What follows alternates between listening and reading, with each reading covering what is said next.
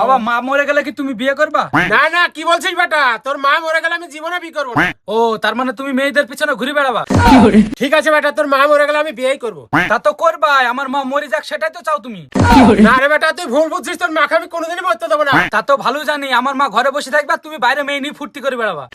কি যে বলিস বেটা, আমি বাইরে মেয়ে নিয়ে ফুর্তি করতে যাবো কেন? তার মানে ঘরে এনে ফুর্তি করবা?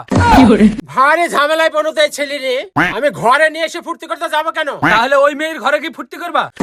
পাগলের মতন বাকে বোঝে না। বুঝে গেছি, পাশের বাড়ি তোমার রঙ্গিলা ভাবি, তাই না? কি যে বলিস বেটা, ও যে আমার বয়সের থেকে অনেক বড়। ও তাহলে তোমার বয়সও জানা হয়ে গেছে?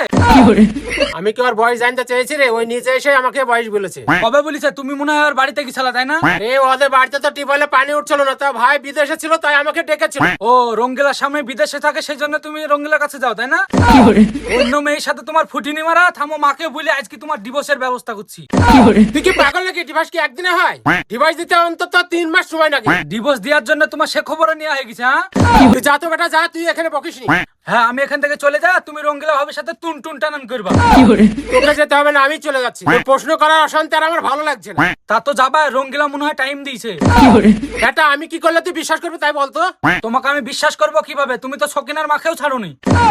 এ বেটা থাম তুই, আমার মান ইজ্জত তুই নষ্ট করে দিস না। তোমার জন্য আমার সকিনার সাথে প্রেমটা হলো না। ধর তোর শালার বেটাকে।